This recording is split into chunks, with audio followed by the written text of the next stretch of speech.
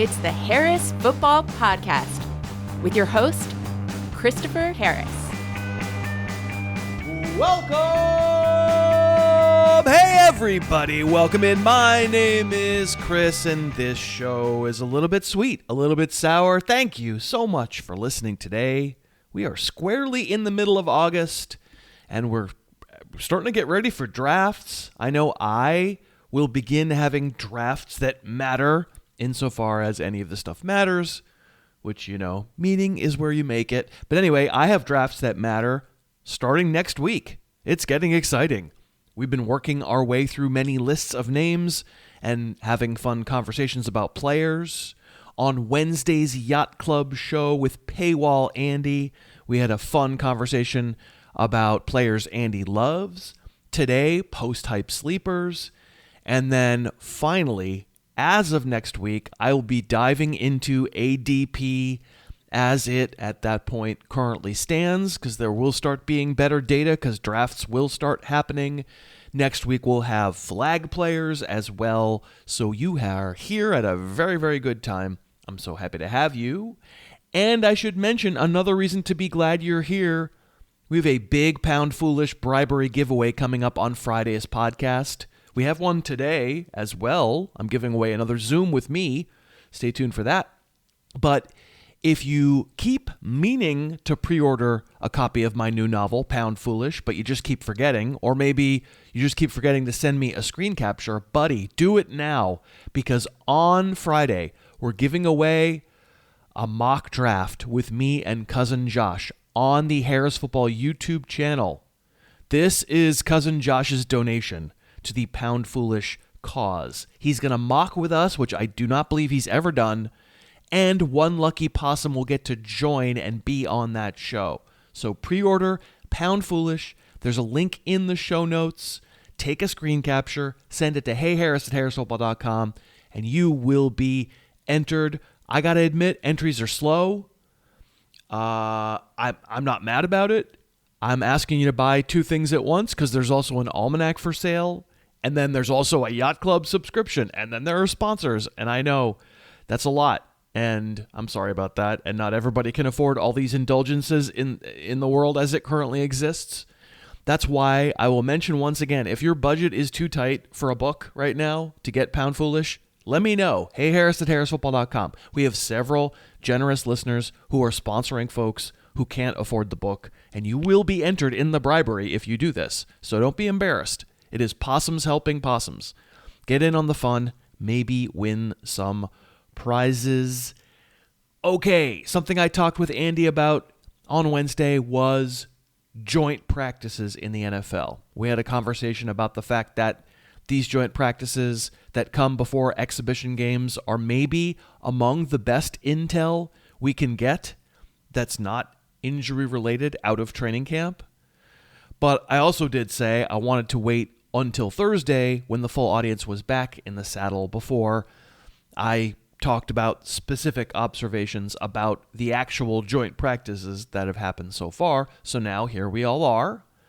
And of course, these observations are not my observations. This is me combing through beat reports and seeing if any themes stood out. These joint practices are controlled. They're still scrimmage-like. Quarterbacks are not getting sacked. A lot of the time, the rule is that there's no tackling to the ground, but they're still hitting. And also just seeing who gets to run with the starters and whether a defense can't contain a player and whether an opposition's beat reporters really notice a player popping. I find all that interesting, and I made a couple adjustments to the ranks based on some of the things that happened on Tuesday and Wednesday. So most of them were on Tuesday. The Colts-Patriots, I mentioned this yesterday. I think this is the biggest change, and it's been the effect of observations throughout August.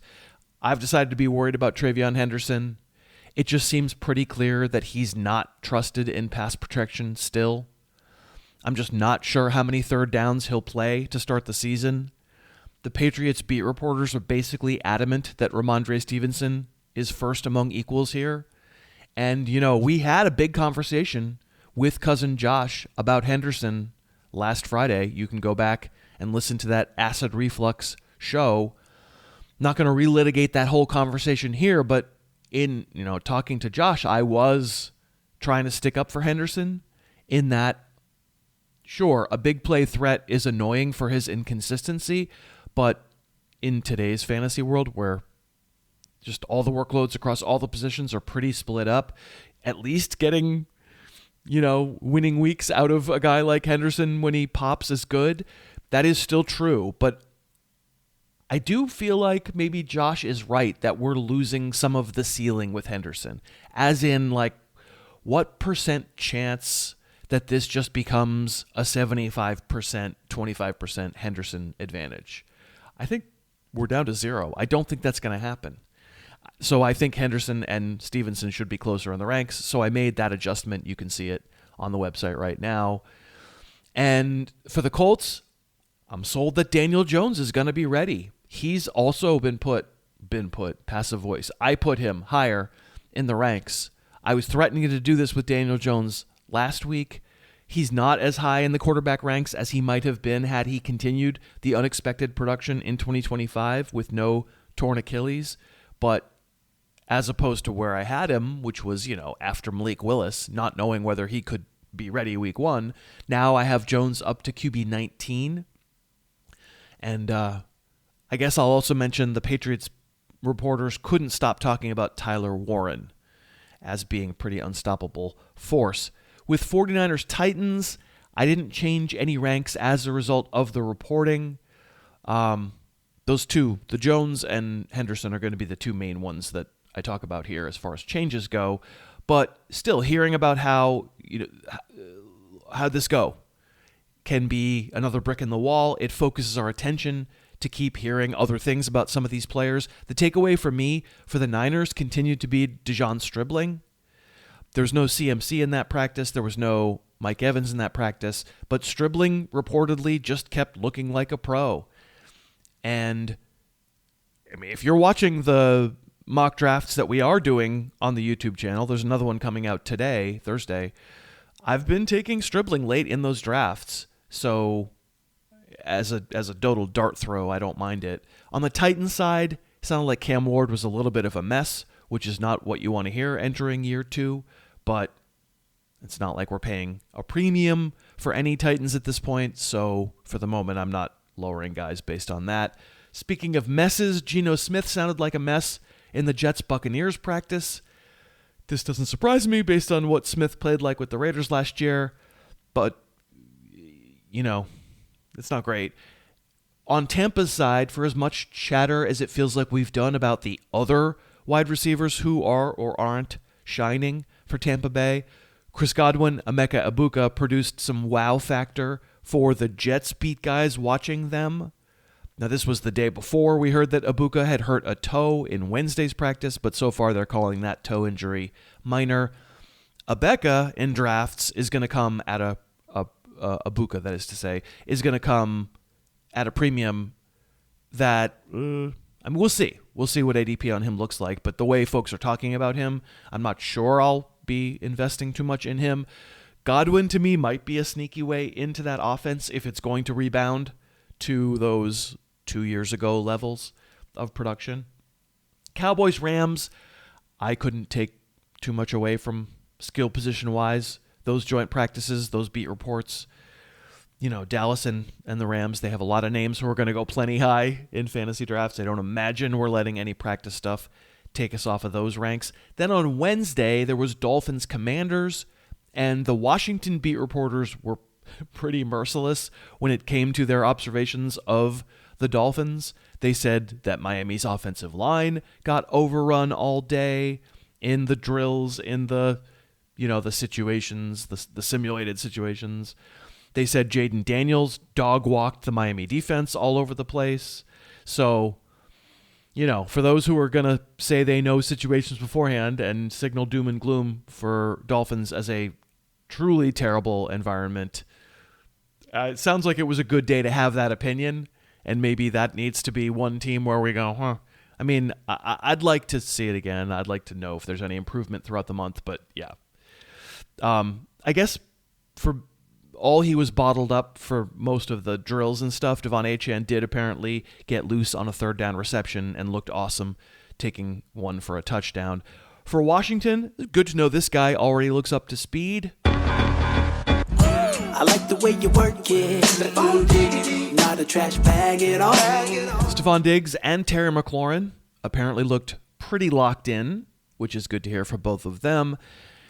And for the Dolphins, so he's a rookie, his first action against a different team, but the beat reporters seem unanimous that if any receiver is sticking out, it might be Caleb Douglas for the Dolphins. 6'4" and fast.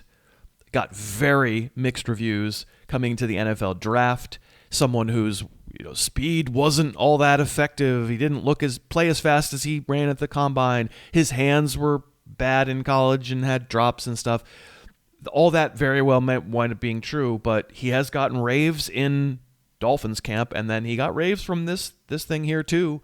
In the first Almanac edition, I had him wide receiver 91, and now he's in the top 80. He's above the top 80. I wrote a Chris Bell profile for the Almanac, but Chris Bell, a different rookie, coming, everybody knew, off of knee reconstruction. He's not been doing anything in camp because of his knee rehab continuing, and they're playing safe with him. So it just feels like, we're not drafting Chris Bell at all. So he's out of the ranks for redraft, and Douglas is in. I've got Douglas right around the top 150 overall players. So very borderline about whether you're taking him in a standard-sized league. If you're taking kickers and defenses, it's close. I can see it being something that we chance. It might not quite get into the later rounds, Caleb Douglas, just yet. For the moment, though, he's the Dolphins receiver I have highest. That is a ranks change, and it gives us license to wonder whether that quote-unquote drumbeat continues on him, and maybe we can even get him a little higher into the very late rounds for our drafts here coming up in the next few weeks. The joint practices will continue today. That's Jags Saints. And then next Tuesday, another round begins. Again, the goal isn't to get carried away, but there are, to me, little insights that can inform what we listen for going forward, and certainly compared to exhibition games, which I think are absolutely useless and in some cases lead people down very silly paths because they just want to get excited about something they watched. I think the NFL teams take these joint practices quite a bit more seriously, so we will too. Today's kickoff. Okay, on today's show, it's time for some post-hype. That's post-hype sleepers, of course. These are players. We certainly can't guarantee that we'll hit on these players. That's why they're sleepers. But they are names who've had some hype in previous years. Maybe that hype didn't exactly work out. And now there's a chance for a score. After all, to help me with this list, as he does each year, Jamey Eisenberg from CBS Fantasy will join, and we'll each give you 5 post-hype sleepers for 2026. I think it'll be really fun. I thank you again so much for listening today. We are sponsored by Pre-Alcohol from ZBiotics. It's the world's first genetically engineered probiotic designed to tackle rough mornings after drinking, developed by PhD scientists so you can have a good morning after a good evening. I swear by Pre-Alcohol anytime now that I know I'll be drinking, I drink down a little vial of Pre-Alcohol first. For me, it makes an incredible difference in the morning because when we drink, alcohol gets converted to a toxic byproduct in the gut. It's this byproduct, not dehydration, that makes us feel bad in the morning. Make Pre-Alcohol your first drink of the night. It produces an enzyme to get rid of this toxic byproduct before it gets downstream. I really do swear by it, but you don't need to take my word. Try it out. If it doesn't work for you, ZBiotics will refund you, no questions asked. For a fantasy draft, incredible idea. ZBiotics.com/Harris. To get 15% off your first order, use the code Harris. I am a customer. It's fairly incredible to me. Try it out. 15% off. ZBiotics.com/Harris. Code Harris. Today's guest. What would you do if I named Michael Thomas? my number one post-hype sleeper on the pod. Would you drive up the coast and want to punch me? Oh no, instead you'd support my bogus pick. Yeah, oh, I have a little help from my friend. His name is Jamey Eisenberg. Have a little help from my friend. He talked for like 8 minutes about how I was right. I have a little help. I'm not picking Michael Thomas. You can't make me pick Michael Thomas.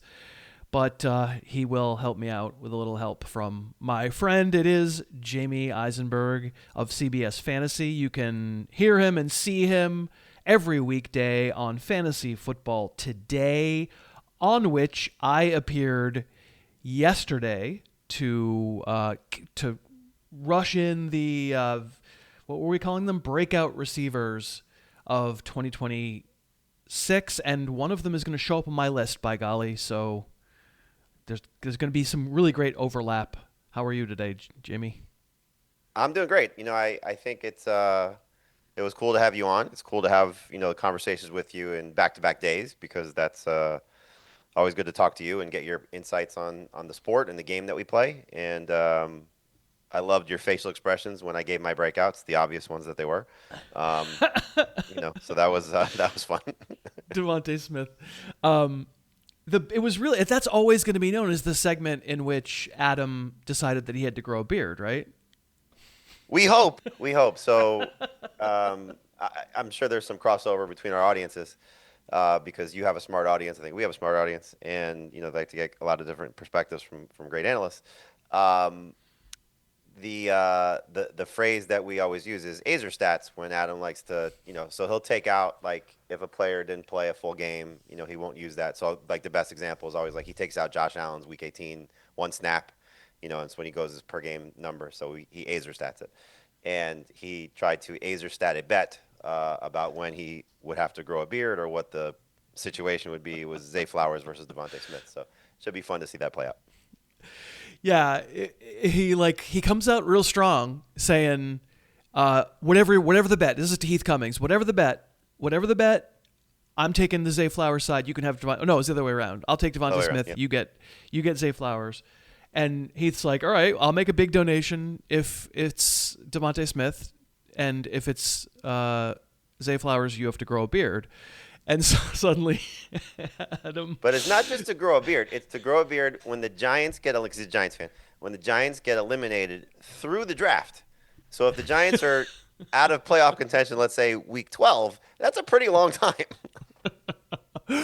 And suddenly there did get a lot of Azer stats attached to this bet. Mm-hmm. Do we think that it actually happened? Is this something I can track on the show?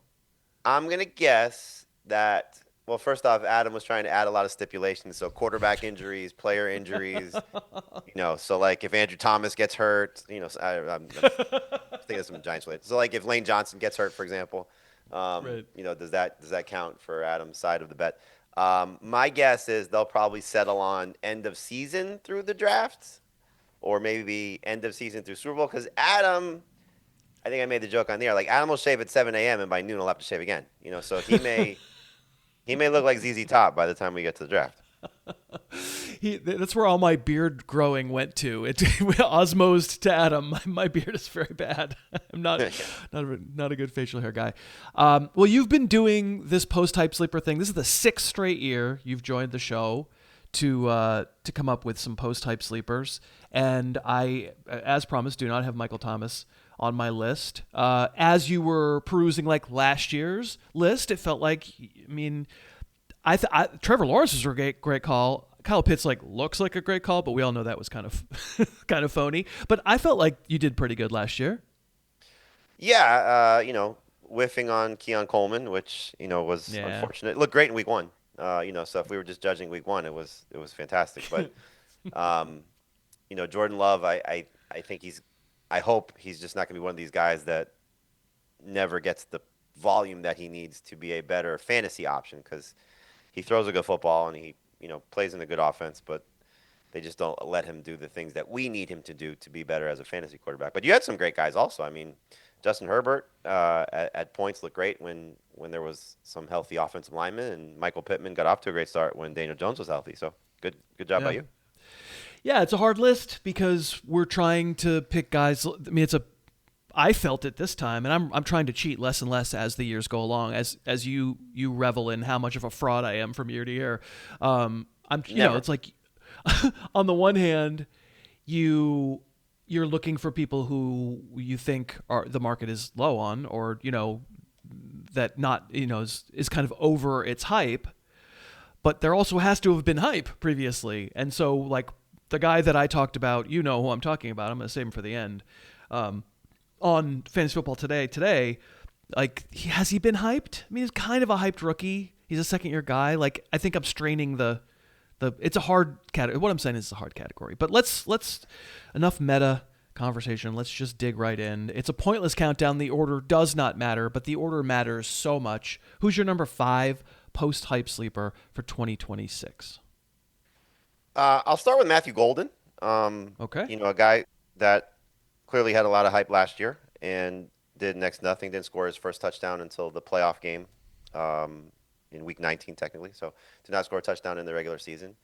But we see what's happening to this Packers offense this year is there's going to be concentrated targets, which is something I think we've been waiting for the last couple of seasons, certainly since Devontae Adams left. So you have 3 guys. I think Jayden Reed also kind of qualifies for this category as well.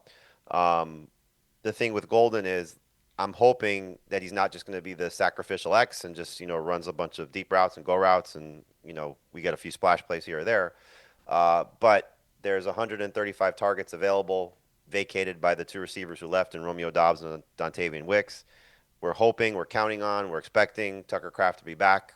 But what if he's not at 100%? What if he's a little bit limited early in the season? So then it's not 3 guys and the tight end. It's just the 3 guys, meaning Christian Watson, Reed, and Golden. And so I think just given where his average draft position lies and what the upside could be, he's an easy kind of swing for the fence type of guy, similar to the guy that you're going to mention that you talk about later. They're getting drafted in a similar range after pick 100. But I think Matthew Golden could certainly have a season what we thought he was going to have last year in his rookie campaign. It's a good candidate for this list. I'm glad you agree that's a good candidate for this list because to the extent Golden at least was a first-round NFL draft choice. Mine was not, but they're probably not quite as buzzed about in their second years as their first. In Golden's case, I think that's very clearly yes. There's less cheating in his case. Plus, he just does have in his range of outcomes that some light switch goes on, and suddenly he's both a big play player and can get on the Jayden Reed program too. Just a bunch of handoffs, bunch of screens, bunch of in my mind, Matt LaFleur would love for multiple guys to be able to do that in his offense. He loves horizontal. Heaven knows he loves, probably to his detriment, he loves horizontal. So, when you get that combination of downfield and then also maybe just kind of the easy button stuff, the 1-yard passes and you go run, you at least see ceiling there. Yeah, that's what we're shooting for when we get to the, double-digit rounds, close to double-digit rounds. I always like to fill out my bench, with 1 or 2 floor guys, but for the most part, ceiling guys. Guys that if they hit big, and it makes your lineup decisions tougher, gives you trade options. But obviously, if you need to start those guys, you're not going to be scared about it. So I think Golden's one of those high upside lottery ticket type wide receivers. So my number 5, I have a lottery ticket running back who probably never takes over a full job, and has gotten plenty of talk this summer. I don't need a lot of preface. I put Keaton Mitchell on here. It has felt like he's been hyped pre-knee injury a few times, really pre-Derrick Henry even, pre-Derrick Henry in Baltimore. He hung around Baltimore for a while, and toward the end of last year showed a little something. I consider him to be in the neighborhood of post-hype. He's now getting new hype. You're spending another double-digit round guy. Most of the players I'm going to nominate are, that's what a sleeper to us really means. It's not someone you're drafting to be a starter. We've had a lot of Marion Hampton talk, both on Tuesday on the main show and also yesterday on the Yacht Club. Brandon Funston was on Tuesday. Andy Barron's on yesterday. what is it with these ex-Yahoo guys not liking Amari and Hampton? I'm also an ex-Yahoo guy, and I don't really like him. I mean, I don't like him where he goes anyway.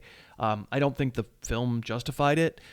I'm not going to make an argument for Keaton Mitchell based on what the coach says, the offensive coordinator says, based on the fact that whatever they're going to, like, most teams use a blend of running backs. Amari and Hampton probably gets the most touches with everybody's healthy. But I think maybe Hampton's speed has been overvalued. People like the Underwear Olympics number, and watching him on film, I don't find him as fast. Keaton Mitchell's fast. So I'll just take a little chance that if that offense is really a wagon, that maybe Mitchell gets me in the Austin Eckler business, and I would like to be in that business.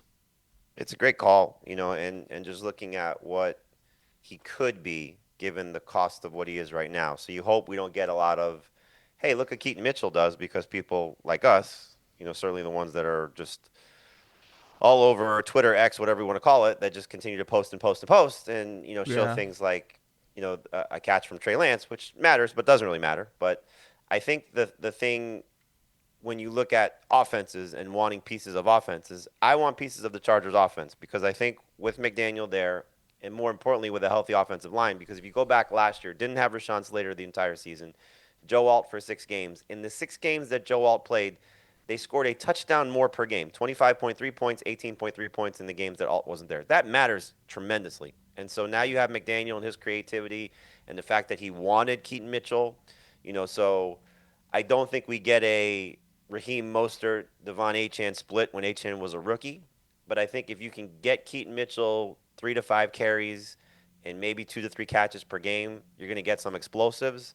And then we see what happens, because we saw it last year. If Hampton misses any time, I don't think it's just all Kamani Vidal. I think it's a split between the two with a little bit more going to Mitchell. So, again, lottery ticket type guy. I think the only thing that, the Keaton Mitchell investor should keep in mind is that if Hampton does miss time, it's not Mitchell stepping into that role. I think it's still a split with Vidal probably still getting the majority of the carries. Fair. And also, as you say, he has been getting some helium. And if he gets to the point where it's now it's an 8th round pick, I'm probably not doing that. I need it to be a little bit later. Who's number 4 on your list? So I'm going to go with somebody that could get close to the range you just said. I don't think he's quite there yet. But I like the opportunity, and that's Jordan Mason. And looking at the Minnesota backfield, I don't know how many people still see Aaron Jones ahead of Jordan Mason or Jordan Mason ahead of Aaron Jones, because there is some ambiguity to it about who's going to be the guy. But if you follow what's happening in Minnesota and you see some of the changes that they're making in their run game, going to more a zone approach, which I think favors Mason because that's what he was successful in San Francisco, I think he has the chance to be at least the running downs guy early. We'll see what happens as the season goes on. But he's 27. Aaron Jones is 32. Mason averages 5 yards per carry for his career. He's not going to help you in the passing game, only 28 career catches. But I think as we see with this offense, now we know who the quarterback is. Hopefully it's just a better offensive environment, score more touchdowns.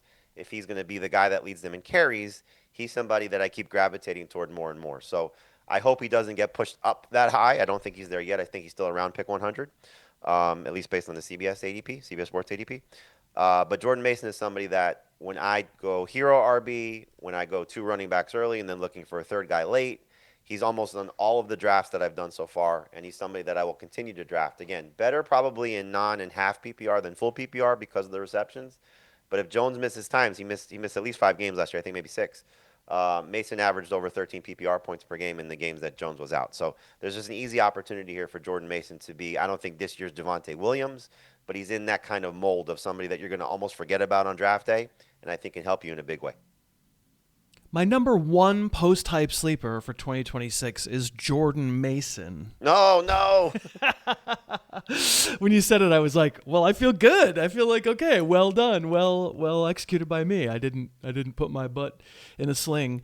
For many of the same reasons you said, Andy and myself had a conversation about Mason as a player that Andy loves, just likes watching, just a fun, like, pretty good mover for how big he is. It's easy to watch Mason and forget he's 230 pounds until he trucks somebody, but like he is fairly nimble. Like I wouldn't say like bouncing things outside. He's not really going to get around the edge, but in that Josh Jacobs way. That's how Andy put it. Like, pretty okay vision, usually can make somebody miss if it's not a square on hit, and then, brings the thunder, has potential to be a goal line guy, has the benefit of maybe if Aaron Jones gets hurt, is it Damon Claiborne then becomes a factor, and I would like Mason in that pairing. And so, yeah, I mean, and it struck me that as you were talking about him, it kind of doubled down in my mind, like Jordan Mason, those first few weeks of that last year in San Francisco before he got hurt, when McCaffrey got hurt, that was a lot of hype. And then even last year coming to Minnesota, Aaron Jones can't stay healthy, kind of a lot of hype. And now it feels like, okay, no matter what you want to say about Mason, he is post-hype. Agreed. Yeah, I think if I'm taking your number one at 4, we're going to be in trouble because we're going to have to find a lot of great guys on this list. We're sponsored again by Fitbod. It's a personal training app that really helps you stick to your fitness habit. If that's something you struggle with, maybe you're not sure where to get started on a fitness journey. Maybe you have gotten started, but you got bored. Fitbod is like having a personal trainer on your phone, but 1 year of Fitbod costs less than 1 session with a trainer. It's end of summer. It's a really good time. I use Fitbod. It builds workouts based on your goals, your experience, if any, and your equipment, if any. It tracks your progress, which is very satisfying. Plus, very importantly, it mixes up your workouts so you don't get bored. It's always something different each day. You can be an advanced fitness person or you can just be getting started.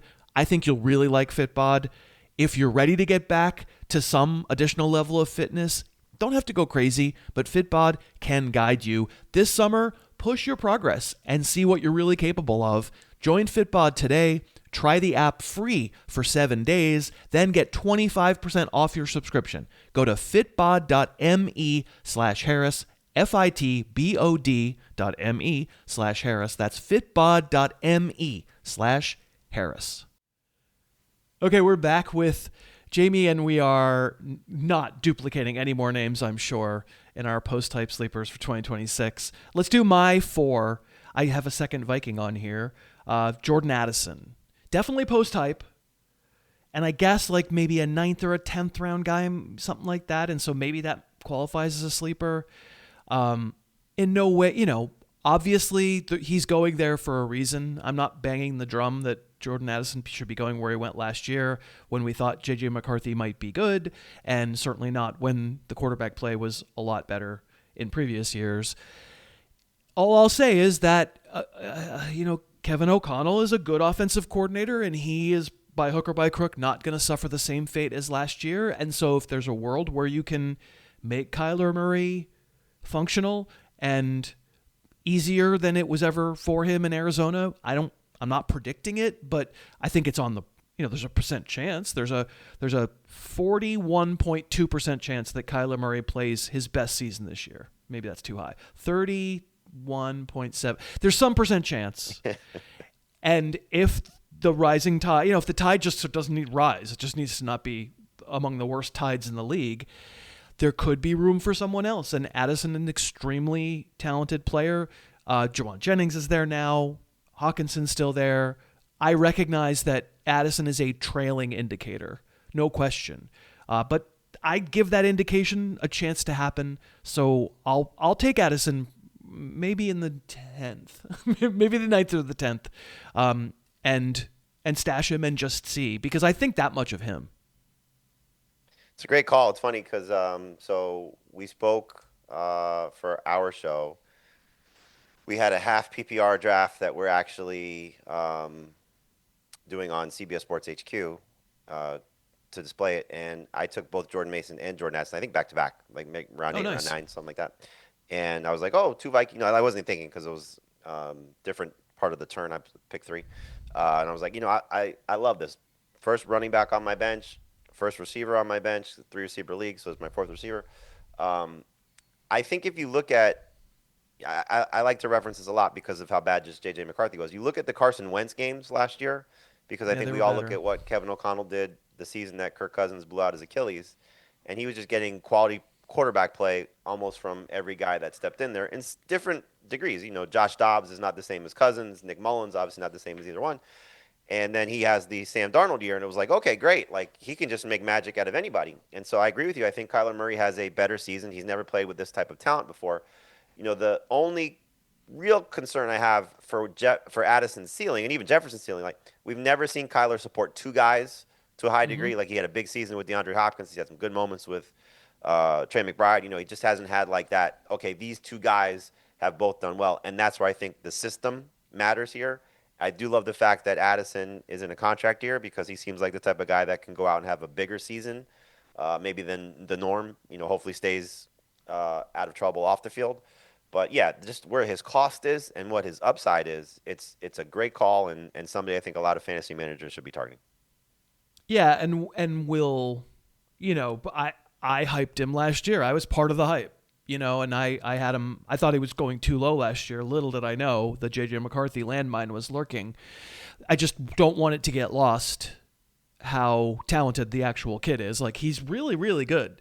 And that Darnold year was, there are plays on that film that you can't fake. He's really fast, and he's got pretty good ball skills too. So I will take that chance. Who's number 3 on your list? Another guy that continues to get hyped almost yearly. Hopefully this is the year he stays healthy and puts it all together. Is Jalen Coker. The Darren Waller signing. We'll see how that impacts this passing game. But I think when you look at the situation when you were on our show, you were talking about or maybe agreeing with Heath Cummings about the Tedero McMillan call.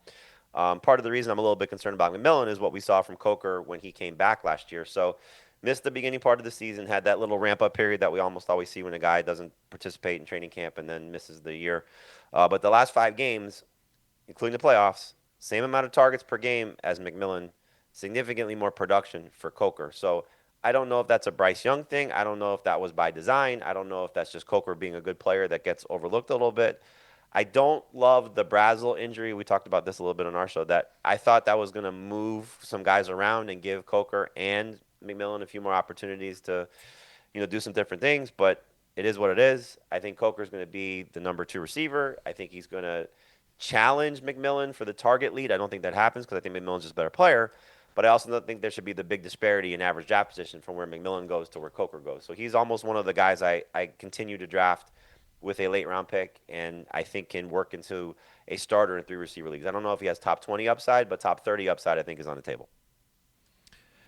How could I argue against that? That's not, I mean, I even would argue top 20 upside is on the table for like 60 guys. There's just, it's so close. They're all in that same neighborhood of like, well, he might do 1,100 yards, and if he gets 7 touchdowns, he's wide receiver 19, and if he gets 6 touchdowns, he's wide receiver 27. And it was what a horrible call by you because of that 1 touchdown. People know I love Coker. The ball skills are just absolutely great. He's so sure-handed. It was a revelation to see him at the end of last year, as you say, like, because Ted McMillan probably is a big slot. That's probably the best thing that he does. He can line up everywhere and everything, but like Coker, his rookie year was the slot. And it was nice last year to see some formations where Coker could be wide and McMillan could steer some attention, could run some kind of, over route across the field, and Coker gets a zone little 5-yard dig, and it's great. That's what we need, because Coker's not a burner. He's not going to make a ton of big plays down the field. But, yep. As a player, I really, really do like him a lot. And I just think we know what Bryce Young is to some degree, but most of these teams are going to throw a bunch, and almost all of them can have a quarterback that does 3,500 yards. And if he does 3,500 yards, there's yards out there. So pick good players. Coker's a good player. I like it. Has he been hyped? That's a good question. But then I'm not going to ask that question because my number 3, whatever hype Jalen Coker has gotten, this guy's gotten less, and he shouldn't be on this list either. But here we go. It's MarShawn Lloyd. He got hype as a rookie before he ever played. I guess he's never played. But I'll say, like, if MarShawn Lloyd is still in the realm of the undrafted, I don't know him from a hole in the ground. I don't really know if he can play. Reporters seem to think he's looked pretty good staying healthy so far in Packers camp. Meanwhile, Josh Jacobs first of all, we can put aside the personal stuff, has a groin injury, is going to miss a week of camp. And then, when Adam Schefter comes out and says, he doesn't like to throw around suspension talk unless he really thinks it's coming. I don't think it was like idle speculation that there are going to be some rulings coming down about these players. And, he specifically mentioned among the players we really care about, Jacobs and Puka Nacua. Jacobs' offense is clearly, allegedly much worse. So there could be a suspension that comes as soon as before we draft, or it could come at any point before the season. And if that happens, Lloyd really needs to be owned. So, yeah, again, I can't tell you whether he's good. This is purely I'm not sure at this point with the reports we've gotten out of Lloyd from training camp that he should be going basically undrafted. I couldn't agree more, and you got me back for the Jordan Mason call because that was actually going to be the next name I say. He did get hype. This is one of these guys when he came out of college. When we looked at okay, this is a round 2 rookie only draft pick and somebody that could have a lot of buzz by the time we get to camp, and then the injuries, and then the injuries, and then the injuries. And so, you want to root for guys like this. You want to see, a player that the team stuck with for probably obvious reasons because I think they have confidence in him. And, now it may come to fruition. And listen, everything you said about Jacobs is clearly accurate, but I think there's also a chance that we may get, as he's getting older, and certainly for a team I think that has Super Bowl aspirations, they may want to take a little bit of work off of Jacobs' plate, especially after him getting hurt last year. And the other side of that is, Emmanuel Wilson, who I don't think is as talented as MarShawn Lloyd, gave you some good fantasy games. So a guy that they gave a lot of work to as just the number 2 guy there. And so if Lloyd gets those opportunities, maybe he just does more with it. But I think he can get some, work in tandem with Jacobs and, can maybe help you during the bye weeks or if you're stuck because of injuries, especially if you're in a larger fantasy league, 14 teams or more. But in 12-team leagues, yeah, there's just a lot of guys. You mentioned one in Keaton Mitchell already. I think MarShawn Lloyd qualifies. Ray Davis is somebody for me that I take a lot of just because if there's an injury to James Cook. Anytime you could find, I don't know if there's obvious clear-cut handcuffs anymore because, again, like I said, if Hampton misses time, it's probably 2 guys sharing. But, if you could see somebody that's talented in a good offense that might have, not a questionable situation in front of him. Obviously, Jacobs qualifies because of legal stuff. But you want to take these guys with late-round picks. Similar like what I said about Matthew Golden. If they get the chance to do what they're capable of doing, or in the case of some of these running backs, just the opportunity to play, they're going to reward you in such a big way. So absolutely you should be drafting MarShawn Lloyd and probably a little bit more aggressively than we were a month ago. Round 10, 11, 12, that starts to hit. You just look at your bench. Who can help you win a league? This is the type of guy that can do that. So let me ask you, I'll say I had MarShawn Lloyd really low and kind of before the Jacobs legal stuff came up and moved him 50 in the neighborhood of 50 among running backs, which I don't think ADP has caught up to yet, but might as we go along. So if we assume it's great to say, cool, his ADP is 200, so I can wait till the 14th round to take him. But that might not be the case in drafts as people talk more and more about Jacobs. So where are you on Lloyd among running backs, and what round would you be comfortable starting to think about him so that you don't lose him in the 14th round to somebody else? Yes, right around 50 okay. is the ballpark. I think obviously if there's any suspension news before the season starts, he's going to jump into the probably late 30s, I would guess. So the high-end flex range, if not higher, depending on the time of suspension. I'm thinking it's probably 2 to 4 games at most, unless there's, he's not convicted of anything, Jacobs, so it could just be charging. I don't know all the specifics, so I apologize if I'm saying the wrong thing. But I think for me, again, once I get comfortable with what my starting lineup is, I'd like to have, just to reference the draft that I said, to me, once I got Mason and Addison, the rest of my bench was who can be league winners? And so Lloyd qualifies. So, again, I think I took Mason round 8, Addison round 9. 10, 11, 12 is where I'm starting to look for guys like Lloyd. I'm looking for guys like Ray Davis. I'm looking for guys like Matthew Golden and the guy you're going to reference. The type of players that can just if they hit big versus I'm trying to think of like a guy that's got a good floor but may not have a big ceiling. But yeah, Tajay Spears. Yeah, Dylan Sampson, those type of guys. Like they'll be good in PPR because they'll catch maybe 40 passes, but they won't get a lot of touches if the starter's healthy. And even again, if the starter gets hurt, I don't think those guys are just automatic starters. There's going to be a committee still in those situations. Like I could see MarShawn Lloyd being the guy for the Packers because they've already given us that blueprint last year with Emmanuel Wilson. And even just to take it a step further, when I started, once like transactions opened in a few of my dynasty leagues, I was going and getting Christopher Brooks once this Jacobs news happened because like at the time he was the number 2 guy, or still could be, but just that was the Emmanuel Wilson replacement. So you just want to gravitate toward good offenses and coaches that will use hopefully somewhat of a workhorse back, and I think that would be the case with Lloyd now if Jacobs does miss time.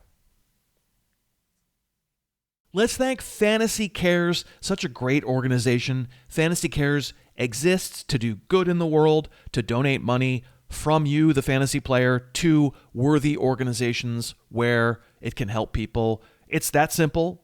Fantasy Cares just makes it really fun. You can go to fantasycares.org right now. You can play in the season-long Fantasy Cares Pick'em, the Fantasy Cares Survivor Pool, the Fantasy Cares One and Done Fantasy League, and several other games that are, of course, really fun. And your entry fee for all these goes to Fantasy Cares. You can still do an auction version of a fishbowl. And if you'd like your league to donate some of your winnings, even a small portion, Fantasy Cares makes it really easy. And of course, it's an amazing cause. Scott Fish is our good friend. You hear him on the podcast throughout the season, and his organization supports so many great charities, including Toys for Tots around the holidays. Find out more at fantasycares.org. We are back with Jamey, and we've got 2 more names to get to because we have had overlap. We did not overlap our final name, though. Why don't I go with my name first at number 2? You're not surprised by this because I nominated him as a potential breakout player on the CBS show. It is Jayden Higgins, the second-year receiver for the Texans. I was kind of, this is one of the, I would say, 10 guys, if you made me say, all right, over the course of writing the almanac and slogging through all that film, and especially paying attention to the much younger players, because, I'd never seen Higgins play until he did last year. If I gave you 10 names that rose the most in my estimation, not necessarily my ranks, but in my estimation of their talent, Higgins would have been on that list. Thought he looked pretty great. I was only able to get him up to, where do I have him now? In the 40 range, 46? Yeah, 46. And I kind of wanted to put him higher, but it's a hard situation to love. So the reason you have to be drafting Jayden Higgins is for the whatever % chance that everything slides perfectly into place and Tank Dell doesn't become a big threat and Jalen Knowles' finger is bad or just kind of keeps a back seat and Xavier Hutchinson doesn't do it. There has to be a bunch of stuff to happen and or a Nico Collins injury for Higgins to really pop. But again, we don't need to take him very high. Probably there's some overlap with Nico Collins. It's a size speed kind of thing, and you don't get a lot of what they would call looseness of hips. He's not making a lot of ankle breaking cuts, but I think really good sideline work, really good contested catch, really good hands, and pretty good speed in a 6'4". Just kind of just seems like very coordinated. Runs a good stutter go. I think I mentioned that on your show. There's one week 11 against the Titans. It is just an oh my god sideline catch on an out. It's just one of the best catches of the year. And I don't know. You know me. I always fall back on you can't fake really good tape, especially if it repeats. So I recognize how much needs to go right, and there's probably a likelier chance that he doesn't really pop in a usable fantasy way, but there is a significant chance he does. Yeah, he's one of these guys, I hope he's just not a victim of his circumstances because of who's on the opposite side of the field and really who the quarterback is. Because, again, C.J. Stroud has struggled the last couple of years to support multiple talents. The plus is that Nico Collins has a hard time staying healthy. So, those games that he does miss, if he does, you're getting hopefully quality production from Higgins in that role. I brought this up on our show, the Tank Dell factor, just somebody who's going to, I think, maybe take targets away from everybody just by nature if he's healthy, because as you alluded to, they all seem to love Tank Dell, CJ Stroud in particular. So does that sort of limit his ceiling? But, this is the type of guy like talent versus opportunity, and how much do you buy into the talent? You obviously are buying into the talent. I hope fantasy managers buy into the talent. You may get frustrated at times by the lack of production, because of his environment. But again, like if the Texans, who I think there's been a couple of reports the last day or so, I think Bleacher Report was one of them, like the most talented rosters in the NFL, I think they had the Texans number one, which, speaks volumes, I think, to where their defense is at as well, clearly. But like when you look at this receiving core, like they have an alpha and they have a guy that could be a 1A eventually. And if he's not going to get there this year, it's going to get there soon in Higgins. So, yeah, when you get, again, similar to like Matthew Golden, I have those guys almost back to back because I think it's a similar type of talking point of if they hit, they're going to hit in a way that's going to help your fantasy team. And if they don't, okay, you can move on, but you might not want to move on because it may take a few weeks until you start to see the production that you were expecting when you drafted him. So, yeah, I think putting him in this category makes a ton of sense. Yeah, I have a little more skepticism about what Golden actually laid on tape. So I have Higgins a little higher, but absolutely would categorize them both in the kind of player in the double-digit rounds we should be taking shots on. And frankly, it's a lot more believable that Jordan Love can sustain multiple receivers than it is CJ Stroud. So that's a good point. Fair point. Yeah. Yeah. So like I see where both of those picks are coming from, which leads us, since my number one was in fact Jordan Mason, your number one. I'm going to go Isaiah Likely. You want to talk about a lot of hype in the last couple of years. Yeah, that's a great candidate. And failing to live up to it. Now the path is there. So I'll stick with the two shows that we've done together and just take the obvious one, the low-hanging fruit.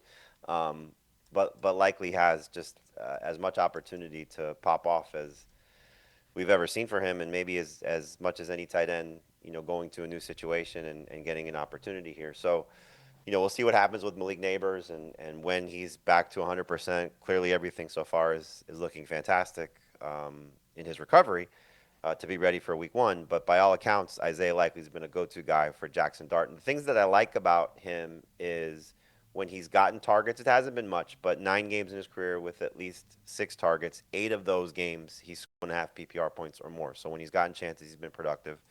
You saw last year, again, it was a much different receiving core and obviously different offense. But Jackson Dart leaning on Theo Johnson, I think that's going to, sort of carry over a little bit to where he likes to lean on his tight ends. And, you always like to see trends like that where a quarterback will sort of go to a certain spot or a certain position.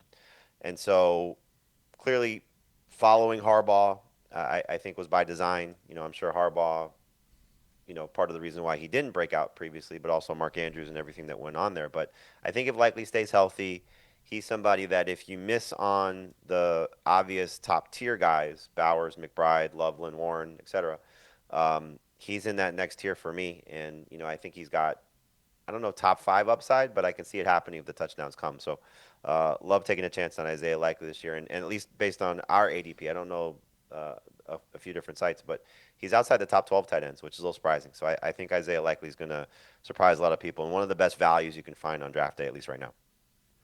So first of all, name the tight end who doesn't have top 5 upside. It's the worst position in the world. Second of all, but I agree, Likely absolutely has it. Second of all, a lot of Massachusetts flavor to the Jamey Eisenberg list this year. You got Jalen Coker from Holy Cross. You got Isaiah Likely from, I think, Charlestown, Mass., I believe. Grew up there. Maybe Cambridge. Oh, yeah, grew up in Cambridge. Born in Cambridge, grew up in Malden. Anyway, for the Almanac, you want to know the kind of investigative reporting I did. I needed to find out if he talked like a masshole. Okay. If he had an accent, he doesn't. Disappointing. But I'll still take him. Let me ask you this question. This has always been the fly in my ointment with Likely. It's really nothing to do with him. I can't understand the Ravens' decision. I don't get why you keep Mark Andrews and let Likely sign somewhere else for basically the money that you could have saved by not paying Mark Andrews. It was almost like a exact dollar one for one. And like, it would be easy to say, well, they knew something about him, so they let him walk, except for the coach who knew him best is the one who signed him. So I don't really find that logic particularly compelling. Like, I have a hard time understanding why Isaiah Likely isn't the starting tight end for the Baltimore Ravens. Yeah, you wonder if there was some things in the locker room. You know, Lamar Jackson maybe has a better relationship with Andrews. It certainly is. It was surprising to me. Yeah, I totally agree. You know, when we got the Andrews extension, I was like, are they going to try and pay both? Because you can see a situation without the NFL trending, you know, multiple tight end sets and all these things. Like, you know, okay, we sign both. We make the conscious decision that Likely is going to be the future, and we, you know, change the offense, and then clearly, you know, the coaching staff changed. But it really was shocking because Andrews, you know, I think he's in his early 30s now. Does not look like the same player. And Likely, again, when he got chances, he looked like a guy that could be a playmaker. And, you know, for a team that you would like to see at some point start to trend a little younger when you have a 32-year-old running back and a 30-year-old tight end, they did not, I think, make the personnel move that most of us would have done. But probably that's one of those things like maybe he's a bad locker room guy. Maybe the quarterback doesn't have a good relationship with him. You know, you never know what could have unfolded there. Yeah. I'm going to guess Isaiah Likely would like an answer to that question too. Unless he was just like, listen, guys, I appreciate it, but, you know, it's time for me to move on, and I'm not signing no matter what. Yeah, I guess that's right. Maybe it's possible. Wade at tight end. The big. I mean, when Isaiah Likely is basically free, he's a wonderful idea. He's a wonderful solution. And if he doesn't work out, if something's wrong, if it just, you know, Matt Nagy can't figure it out, or it's too much 12 personnel and Theo Johnson's getting catches and you're frustrated, cool, it didn't cost you anything. Move on. You'll find someone else. He's exactly the kind of late round tight end I'm always going to take rather than wasting a 4th round pick on a tight end. I'm just not going to do it. The difference between their stats, if I get 70% of Brock Bowers in the 12th round, 14th round, whatever, the price difference is absolutely not worth spending up. And so Likely does have that little extra piece of like, oh, it's been so tempting for so long and the hype was so high. And so that's like even more attractive, which is why fantastic candidate for this list. We've done it, my friend. We made it through with 2 names in common. We've never done that. 6 years, we've never done it. We've overlapped 1. We've never overlapped 2. It just shows you how in sync we are. If you'd like to follow Jamey on Twitter, he is there. You can just look up his name. You can see him and listen to him every single day on Fantasy Football Today, CBS Fantasy, a show I was just on, so you know it's got to be really respectable for me to be on it. I don't think that's true. What a pleasure, my friend. I hope we get to bring you in for some Mondays and talk about some games that we watched over the course of the season. I'm springing that on you now, but yeah, what I should probably say that. Unlike my colleagues, I would never say no to you. That was awkward earlier today. Fantastic time talking to you. Wonderful list. I really appreciate you. Thank you so much. Thank you, Chris. Appreciate it. And thank you very much for listening to the show. I hope you enjoyed it. Let's also thank 3 sponsors that made the whole thing possible: ZBiotics, Fitbod, and Fantasy Cares. If you were interested in what I had to say about those sponsors, you can find their information in today's show notes. All the current sponsors are listed at harrisfootball.com. And if you're able to support a sponsor, it does help the show. If you're not currently able to support a sponsor, please just keep listening. It's so lovely to have you here. I appreciate you so much. The last order of business to do here on this Thursday podcast is to inform you of the winner of another Zoom session with me. And all I can say is the fix was not in. The fix was not in. It's just karma, I think. The winner of the latest Zoom session is Nate Grover. And the reason I say karma is because Nate is one of our donors. And the number just came up. I don't know what to say. I'm not going to say it didn't come up. The random number generator picked Nate, and so Nate gets a Zoom with me. And considering your generosity, Nate, it is well deserved, and I'm looking forward to talking with you about whatever you'd like to talk about. I'll be emailing you if you haven't seeing the email from me. We'll be in touch real soon, and we'll pick a date. Doing a Zoom tomorrow. We'll do this one over the weekend if you like. So for everybody else, if you have entered, plenty more chances to win. And if you haven't yet, all you have to do is pre-order the book and send me a screenshot. And if your budget is currently too tight for a book, totally understand. Let me know that too, because we do have amazing donors like Nate. So that will do it for this Thursday episode. Coming up on Friday, cousin Josh will be joining.